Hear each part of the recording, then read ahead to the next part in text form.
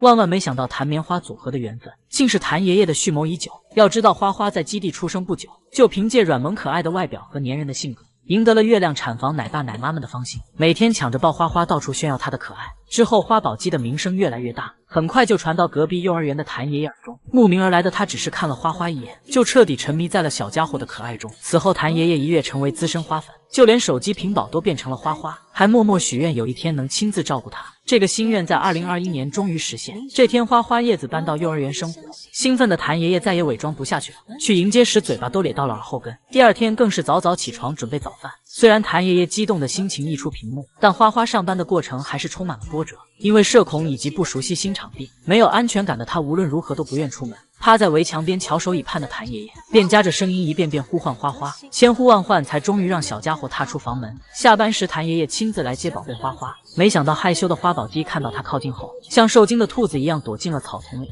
最后还是在谭爷爷温柔的劝说下，才勇敢的走出来，蹦蹦跳跳的跟他回家。谭棉花的缘分也在此刻正式开启。虽然谭爷爷嘴上说对熊猫一视同仁，然而自从宝贝花花转入幼儿园后，谭爷爷才知道真香定律虽迟但到。因为双排牙的花花吃饭比较慢，总是被小吃货二狗姐姐抢走竹子。谭爷爷担心正在长身体的花宝鸡吃不饱，经常偷偷给他塞小苹果和窝头。哪怕后来二狗爱九顺利升班，花花身边只剩下了土匪头子和叶，但谭爷爷在领姐妹俩的伙食时，还是会叮嘱食堂工作人员换个大袋的。难怪花菊一直有横向发展的趋势，原来都是爷爷一口一口喂出来的。可见谭爷爷虽然照顾过不少熊猫，但花花对他来说一定是特殊的存在。都知道花花因为先天后长外翻，学爬树要比其他小熊艰难得多，把身边小熊霍了个遍也没学会。谭爷爷为此焦急不已。而为了教会宝贝孙女爬树，谭爷爷拿着苹果耐心陪她上体育课。只见他先是指引花宝鸡爬上台阶，告诉宝贝完成就会有小零食吃。等到花花完全上去后，谭爷爷示意花花扶着木叉站起来，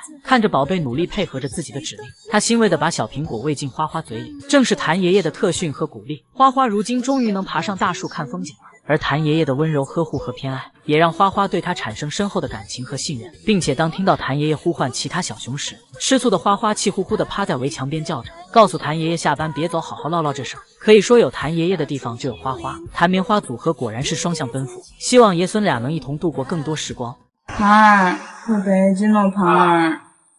你看妈妈了。这是胖大海即将回到北东，奶妈依依不舍跟他告别的画面。因为那段时间中心大面积爆发犬瘟热，很多同龄小熊都不幸去了潘达星，北栋生怕出现意外才赶紧把他接回家。而看着面前不舍落泪的奶妈，才1岁多的大海似乎感受到了别离，内心惶恐的他不安地缩在笼子角落，看上去乖巧而又可怜。来到北栋后，大海并不适应新环境，面对奶爸奶妈的温柔引导也毫不理睬，总是围着假山转来转去躲避对方靠近，最后更是一溜烟爬到树上独自待着。能看得出胖大海是真的没有安全感，他一直待到奶爸奶妈离开才悄悄下来，随后蹑手蹑脚的在院子里转了一圈，并试图通过翻越铁网离开这个地方。折腾好一会后，胖大海早已饥肠辘辘，看到树下有奶爸奶妈准备好的竹子笋笋，他踌躇了很久才终于鼓足勇气去吃。只见大海边吃边不停地观察四周，任何风吹草动都会使他格外警觉，哪怕自己不小心把笋块掉在肚子上，大海也宛如惊弓之鸟般瞬间起身。或许是在美食的作用下，神经紧绷的大海逐渐放松警惕，悠闲地躺在竹子堆里美滋滋干饭，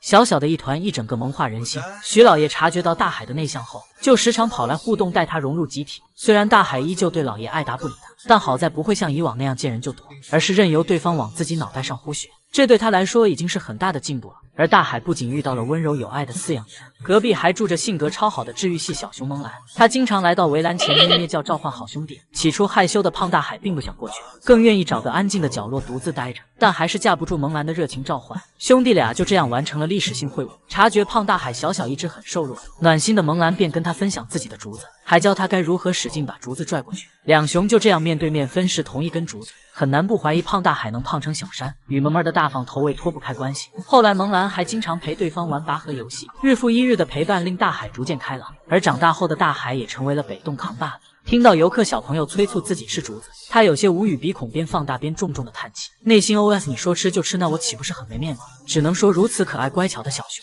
真的值得世上一切美好。盘点大熊猫坑爹名场面。从科学的角度讲，大熊猫没有那么善良。前有喜乐3小时不回家要缝奶爸请，后有格格穿貂皮大衣在太阳下暴晒。可以说天洞的饲养员没有不疯的。冯奶爸本想好声好气的劝姑奶奶回去，可倔强的格格却只留给他一个贝贝，被逼无奈的老冯只好拿来竹竿制造噪音。甚至最后连夹子音都用上了。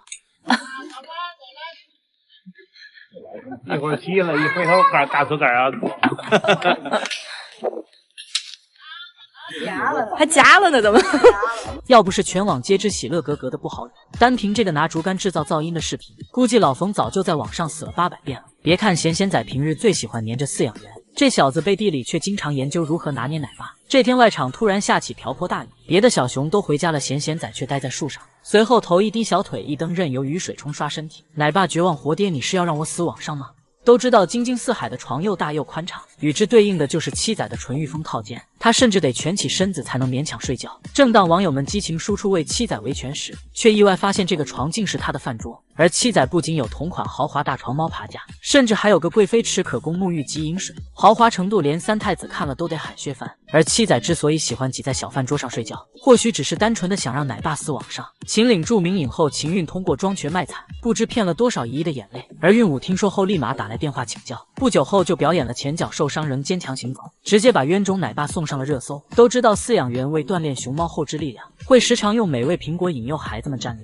而雪宝为了不那么辛苦就能吃到食物，竟直接当场跪地并抱住奶爸大腿。奶爸瞳孔地震，心想这怎么行？我把你放心上，你却把我挂网上，恨不能当场也给雪宝磕一个。同样肉肉为了一口吃的也是拼了，上一秒他还在咔咔炫饭，下一秒看到奶爸过来立马蹲下卖惨，可怜巴巴的眼神让人忍不住心生怜悯，恨不能让奶爸立刻给肉姐拉来一车南瓜。而麦麦听说林妍每天变着法拿捏奶爸后，不服输的他当即坐在冰天雪地中卖惨，甚至都饿得啃足球了，还边吃边哭。奶爸见状恨不能让这俩活爹把自己啃了，只能说滚滚轮为了帮奶爸上热搜，真是绞尽脑汁。人教版小熊萌二又上新活了，继龇牙咧嘴后又用鼻尖开竹子，只见萌二干脆利落的选了根竹子，原以为会像往常那样表演龇牙咧嘴，谁料他不走寻常路，用鼻头折断了竹子。如此危险的招式直接惊呆一众猫粉，很难不怀疑是因为黄连鼻子比熊猫短。偷偷教二小子用鼻子掰竹子的时候，萌二误以为是鼻尖主打，不理解但尊重，哪怕看上去很粗的竹子也会大胆尝试。不过这也算另一种意义上的龇牙咧嘴吧。都知道福宝最爱吃的就是竹子自助餐，有次直接掰断了4米高的冲天巨笋，